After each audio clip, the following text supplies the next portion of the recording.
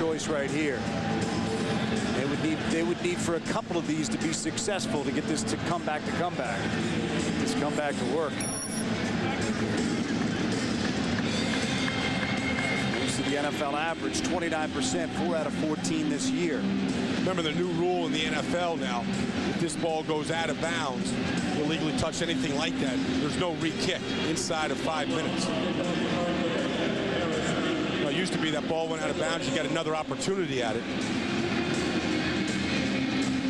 They didn't think that was fair if you made a bad play to be able to have another opportunity. Kind of interesting, too, when you look at this, Brian. They have both their punter and their kicker out there. Longwell and Bidwell both out there. They can go this way or that way. There they go. There's the fake. There's the kick. Got the bounce is high. It's exactly what they needed, but it goes out of bounds. And the Rams will take over right there. They got the bounce they were looking for. Maybe a little bit further downfield than they would have liked, but nonetheless, it works out for St. Louis as they'll have the football back with 1:48 to go. And that's where the new rule is. See, in years past, that ball went out of bounds like that, untouched. Green Bay would get another opportunity at an onside kick. St. Louis football. Sprained right ankle for Ahman Green, we're being told. Rams first and 10 from their own. We may well have seen the last of him, and Green Bay may not even get the ball back here with only 1 timeout left and 1:48 to go. Well, the Packers have a bye week this week, so we'll have a chance to rest that sprained ankle and try to get healthy. There actually is a kick out for a kickoff out of bounds, but it would be better to take the ball at the spot. Peter Morelli informing us right there. Normally when a kickoff goes out of bounds, you get it at the 40, but because that went out at the 43, St. Louis is better off taking the ball right there, and that's what they'll do, is they will try to just kill the clock right here.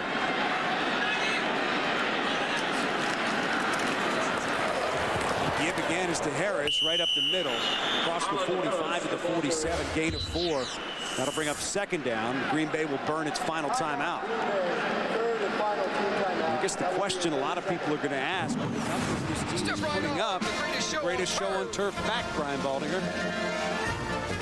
Well, I don't think it has to be. I mean, they don't have the flamboyance of when Marshall Faulk was there, and we didn't see any gadgets or gimmicks today like Mike Martz once did, and I don't think he needs that anymore. I think he learned from that it's more important just to win football games right now and to be more sound and solid in what you're doing. And while they made a number of really pretty offensive plays and some good receptions, some nice throws by Bulger, I don't think the need to show the whole league of what's in my bag of tricks is a resounding issue with Mike Martz. Mike Martz and the Rams, barring anything unforeseen, will win their 10th consecutive game here in St. Louis. Marc Bulger still perfect as a starter at home. He'll move to 9-0. Harris across the 50, gets the first down, and that'll do it. That clock will continue to tick now with 1:29 remaining. 7 yards, and as I said, a first down. The game summary, Brett Favre today, 23 out of 32 for 268 yards, 2 touchdowns and an interception. But it was those 3 fumbles early that really hurt Green Bay as well. Well, look at this. I mean, you can't get any more even in yards than that, but that's the difference. You know, and we put that graphic up. The teams that are undefeated at the top of the charts right now, they all lead in turnover ratio. And that was the difference last week in that heartbreaking 17-point fourth quarter collapse to Kansas City last week, was those two turnovers they had. Marc Bulger takes the knee. And I would imagine one more snap would just about do it for this one. And the Rams are going to walk out of here with a 10-point victory. What a story Marc Bulger's becoming, though, because he was drafted by New Orleans, spent time in the 2 teams passed up on him. He said he didn't learn anything in those situations. He's learned everything from Mike Martz. Well, and obviously he's learned a lot because he is moving this team along. And they will now move to 4-2 on the season after a 34-24 win. So the Rams get it done at home. The Packers are going to have to try to regroup as you take a look at the NFC North standings. And this is Dan Miller for Brian Baldinger saying so long from St. Louis, where once again the final score is St. Louis 34 and Green Bay 24. Coming up next, the second half of our Fox NFL doubleheader. Most You will see the Bucs take on the 49ers or the Redskins versus the Bills. For more information and the latest NFL news, log on to foxsports.com. So long, everybody. Niners. Opportunity to work with Hall of Famer Joe Montana and Super Bowl hero John Taylor. Coach, when you think back to your time in San Francisco, what do you remember most? Great memories. A lot of the guys are still here. John McVay, Bill McPherson got me started. I'll never be able to say thank you enough. Keys to today's game. You talked about protecting Brad Johnson from the 49er blitzes. Specifically, what did you do this week to get him ready? Worked hard on the blitzes, man. Every play was a blitz. We realized we're in for a stiff test today. This is a playoff football team with the heart of a champion. It's going to be a great game. Thank you, Coach. Best of luck. Let's go back upstairs. All right, thanks a lot, Rich. And John Gruden will get a chance to show off that #2 ranked offense first, as the Tampa Bay Buccaneers will return the opening kickoff, still looking for that first kickoff return for a touchdown in franchise history.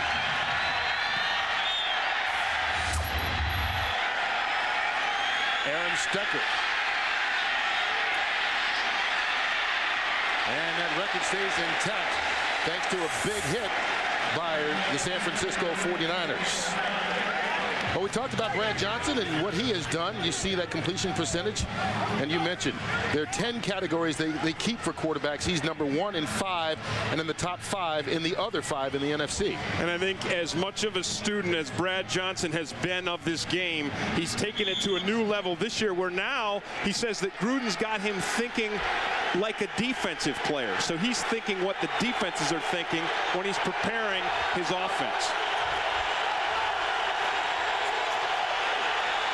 Those of you that have watched Dallas beat Detroit, you haven't missed a thing. This is the first play from scrimmage, and Brad Johnson completes that one out there to Keenan McCardell on the first play. The Buccaneers, of course, led by Brad Johnson, and this offensive line with one change, Kerry Jenkins getting the start at left guard. Kosi Coleman will move from left guard to right guard, replacing the injured Jason Whittle, who is suited up and might see some time later on today. Ken Doger, the tight end, is playing despite the fact he's got plantar fasciitis in his left foot. You know what that is, don't you, Ken? Say that 3 times. It's sore. That's what it is. It hurts.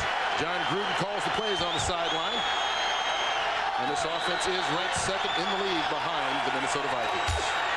Here on second down, Johnson. That bobbled and intercepted. It hit Michael Pittman right in the hands, and he could not control it. And the 49ers will take over on the pick.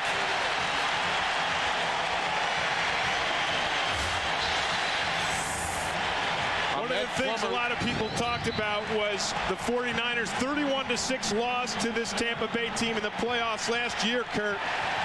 But the difference with the 49ers today is their secondary is in full strength and intact. Ahmed Plummer making a beautiful play by closing on the ball and picking it off. And the 49ers felt they needed turnovers in this ball game, and they get one early. Ball on the 38-yard line. I think they do need turnovers to beat this Tampa Bay team. Here's Jeff Garcia handing off to Garrison Hurst. Hurst will slide through a hole and pick up 6 yards on the run.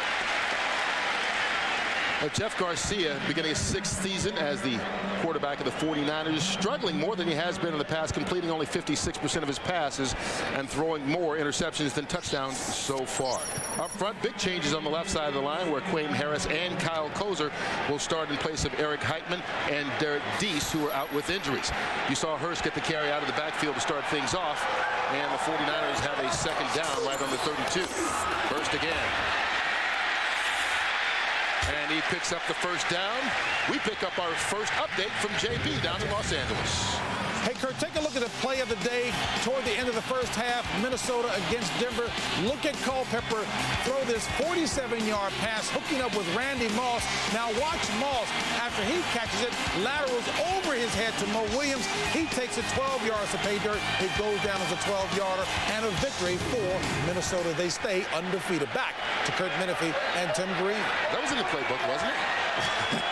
Totally out like Deion Sanders. 6-0 Minnesota Vikings. Who would have thought? On first down, Garrison Hurst. Not going to pick up much. Brought down by John Lynch. And this Buccaneer defense, well, no introduction really needed for most of these faces. Ranked 4th overall and led by Simeon Rice, who had 4 sacks last week and leads the National Football League with 8 on the season. Shelton Quarles makes his first start of the year, the Pro Bowler, back at middle linebacker after breaking his forearm right before the opening game back in September. And Brian Kelly missed last week with a torn pectoral muscle in his left chest. He is back and ready for this one. Monty Kiffin, the defensive coordinator, leading the Buccaneer charge. Off the play fake. Garcia steps up, completes it out to Terrell Owens. Down inside the 10-yard line. Owens makes his first catch for 12 yards. And this is where Jeff Garcia, I believe, is at his best, when he plays yard ball. Because he sets back in the pocket and it collapses on him. Spires gets the pressure, but Garcia on the run is Garcia at his best. And there's the jump pass to Terrell Owens. Well, you mentioned the struggles of Owens last week, dropping 3 balls in that loss to the Seattle Seahawks. First and goal from the 7. Garrison Hurst into the end zone for the 49er touchdown.